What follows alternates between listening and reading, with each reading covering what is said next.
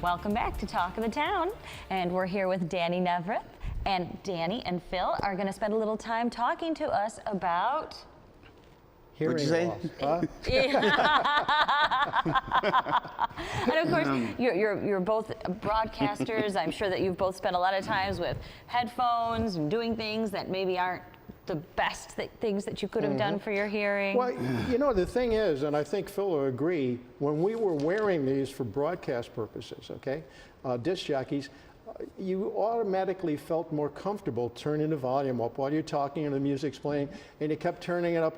There were never any warnings on these, okay? There's never anything that said, you know, don't go above so many decibels.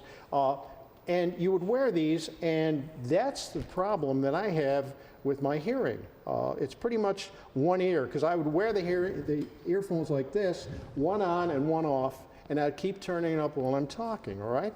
Now, an example of how bad this could be, we had a disc jockey by the name of Jack Armstrong. He was one of the most exciting disc jockeys ever on the air, all right? He would put his headphones on the table, and they would go. That's how loud. The sound was so loud Yeah. that the headphones would move across the table. Unbelievable. Okay, but like I said, nobody ever cautioned you about that. So there are a lot of different problems with hearing. It could be something like that, which affected myself, okay? It could be genetic. It could be age-related. It can be industrial-related. You work in a really loud environment all the time, okay? People weren't aware of how serious that damage could be. And even now, with these earbuds that kids wear all the time, yeah. okay? Now this is really concentrated, and they really crank that music into their heads. And it destroys certain parts of your hearing ability. And Phil and myself have both been able to kind of compensate for that. Now, you're never really back completely to where you were before, but it makes it possible for you to converse with people. It takes a lot of the pressure off of your family, which is really important, because there are certain sounds that women generate that we can't hear. Oh, I Yeah. thought that was male Yes. patterned hearing. Yeah. That's actually, okay, so then if you go... See, so it's not our fault. Now, I know you don't Not believe my that. fault. If you go get help from, is it Bernafon Hearing, right? It's Bernafon Hearing Aids. Right. So if you go and get Bernafon Hearing Aids from DR. from the DR DR. Hearing Clinic, so then ladies, your husbands will hear everything that you tell them. Danny said But so. the advantage for men is that if you have one of these, if your wife or girlfriend is saying something you don't want to hear, you can turn them off or down. At your own peril. No, now seriously, there are certain sounds from a woman's voice High end that and are low end. more difficult Sure. for a hearing loss person Yep. to hear, okay? And I'll give you an example. Okay, I don't drink, but let's say that Marie said, would you like another beer? And I would say to her, you want me to cheer? What? You know, words sound different when you have a hearing problem. And if you go to, like, we go to DR Hearing up in St. Catharines, Don Randall, his family's been in the hearing business for 40 years. It's husband and wife and his two daughters are all audiologists, and they give you the test and see what you need.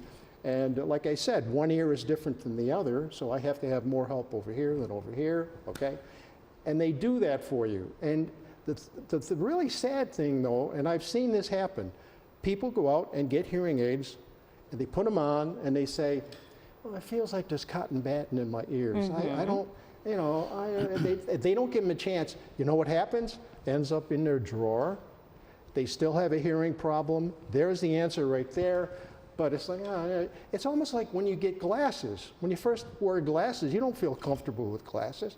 But believe me, I don't even know that I have these on anymore. I have to remember, because you obviously don't wear them in the shower. You don't wear them when you go swimming, okay? You take them off at night, okay? But some people, they just don't. I know someone who got a very, very good set of hearing aids, and he doesn't wear them. I said, why aren't you? Well, I put them on once in a while when the grandchildren come over so I can hear what they're saying, but I don't know. You got to wear them. You got to get used to them. Sure. And you know what? They're not like they were years ago, where they kind of very obvious. So if it's an ego problem, you know, you basically put them on and you don't notice it. Well, you're both wearing hearing aids right now, aren't you? Yeah, there's like right now. Can't tell. It's not something that's basically very obvious. People are looking at you, not something that's right on now, your ear. Like right here, right there. It's very, very. And now there's subtle. another little thing too that you can get. This little gizmo here allows me, when somebody calls my cell phone, I just press the little telephone thing here, and it goes directly into my hearing aids. So it's not coming So from you can walk around, the two of you, and it'll look like you're talking to yourselves. right. And no one will find that strange. Now, this has to do with TV, which should really interest you, okay?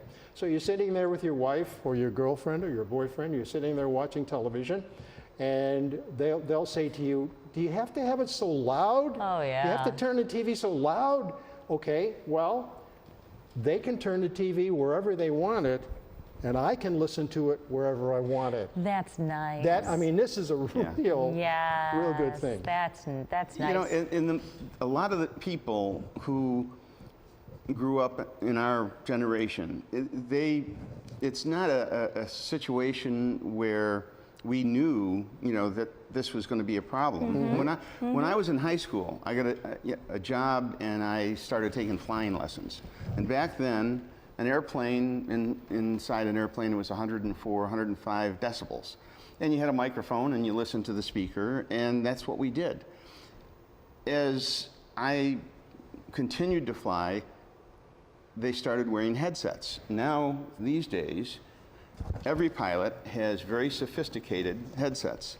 It protects your hearing. But for years, for decades, pilots didn't do that.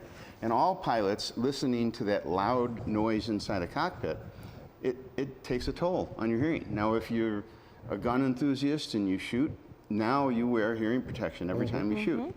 If you're a pilot, you wear hearing protection. If you're a disc jockey, you know that there are certain things you do with your headsets to protect your hearing.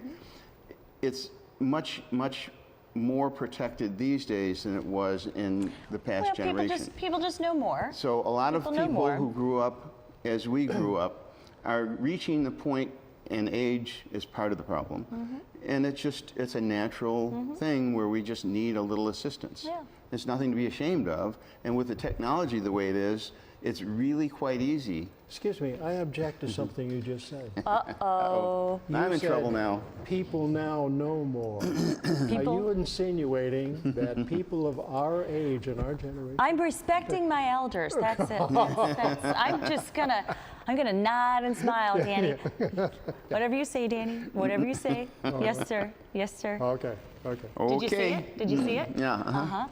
But you went to the same clinic. You went to the same doctor. Yes. And DR Don. Hearing is Don Randall, Yep. DR Hearing. He's in Very St. knowledgeable. Catharines, and they've got a deal. You know, you have to understand, if you're thinking about getting hearing aids, they are not inexpensive, okay?